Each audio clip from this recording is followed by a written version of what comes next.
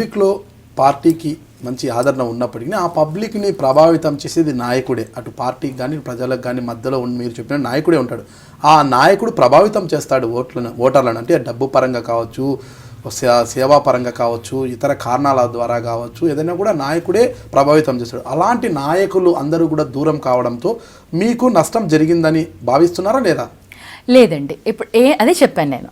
అలాంటి నాయకులు ఎవరైతే మారిపోయారంటే వేరే పార్టీలకు షిఫ్ట్ అయ్యారో ప్రజలలో వాళ్ళపైన ఒక రాంగ్ ఇంప్రెషన్ వచ్చింది. అది వాళ్ళకి నెగిటివ్ అయ్యి పార్టీకి ఇంకా బలోపేతమైంది.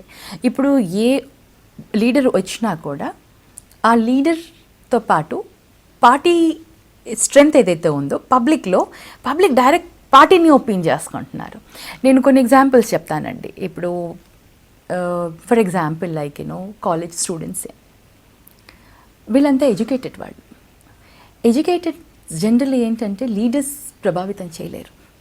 వాళ్ళ ఓన్, మీరు ఏదైనా చేయండి, వాళ్ళ ఓన్ స్టాండ్ వాళ్ళకి ఉంటుంది. అంటే టౌన్స్లో సిటీస్లో ఏంటంటే లీడర్ రోల్ కొంచెం తక్కువగా ఉంటుంది. మీరు అన్నట్టు విలేజెస్లో రూరల్ ఏరియాలో లీడర్స్ రోల్ ఎక్కువగా ఉంటుంది. అక్కడ చాలామంది అన్ఎడ్యుకేటెడ్ ఉంటారు. అందులో చిన్న చిన్న గ్రూప్స్గా ఉండి గ్రూపిజం అనేది ఉంటుంది. లీడర్స్ ప్రభావం ఎక్కువగా ఉంటుంది. I agree.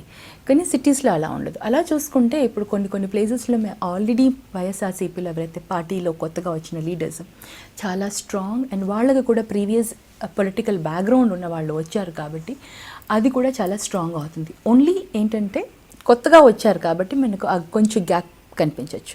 ఇప్పుడు అనదర్ 6 monthsలో గ్యాప్ ఫుల్ అయిపోతుంది. ఎంపీగా గెలిచిన మీరు నియోజకవర్గ ప్రజలకు అందుబాటులో ఉండడం లేదు అన్నదైతే బలమైన ఆరోపణ వినిపిస్తుంది. ఈ నేపథ్యంలో మీరు కార్పొరేషన్ ఎన్నికల్లో ప్రజలను ఓట్లను ఎలా అభ్యర్థిస్తారు? You are the first person మీరు అలా అడిగారు.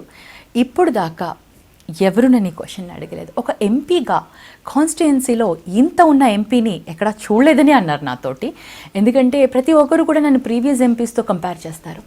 కంపేర్ చేసి ఇంత తిరిగే ఎంపీయా, ఒక అమ్మాయి అయ్యుండి ఇంత తిరుగుతున్నావా అని అందరూ అంటున్నారు. ఏంటమ్మా ఎప్పుడు చూసినా కాన్స్టిట్యుయెన్సీలోనే ఉంటావు, నీకు వేరే పనులు ఉండవా, ఇక్కడ బిజినెస్ ఏం చూసుకోవా అని కమెంట్ చేసిన వాళ్ళు కూడా ఉన్నారు నాకు. అందుకని నేను సమయం ఎక్కువ ఇస్తున్నానని నేను అనుకుంటున్నాను. కాకపోతే ఎమ్మెల్యేస్కి ఎంపీస్కి ఒకటే తేడా ఉంటుంది. ఎమ్మెల్యేస్కి ఒక నియోజకవర్గం ఉంటుంది, ఎంపీస్కి 7 నియోజకవర్గాలు ఉంటాయి.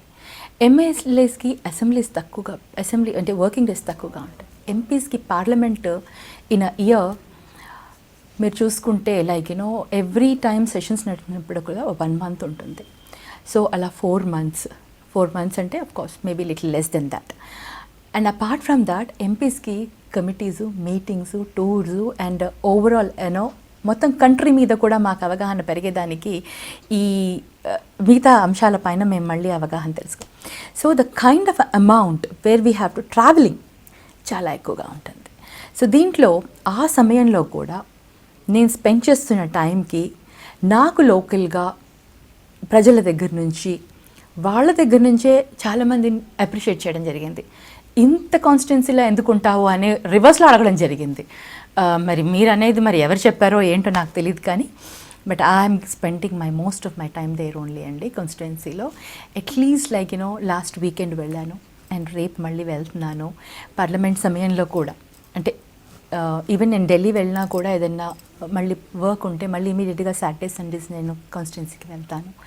సో ఎంత maximum I have to spend my time in the constituency. అంటే ఒకటి నేను కొత్త అట్లీస్ట్ ప్రజల సమస్యలపైన నాకు అది తెలియకపోతే నా వర్కింగ్ నేను ఎలా జస్టిఫై చేయగలుగుతాను నా రోల్కి. ఒక ఎంపీగా నేను చేయాల్సిన బాధ్యతల్ని నేను ఎలా నిర్వర్తించుకోగలుగుతాను. సో నాకు ఆ సమస్య అనేది తెలియాలి అంటే నేను ప్రజలకు దగ్గరగా ఉండాలి. అప్పుడే నాకు సమస్య పైన అవగాహన ఉంటుంది.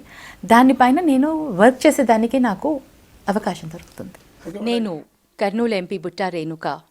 మీరు చూస్తున్నారు ఐ డ్రీమ్ న్యూస్.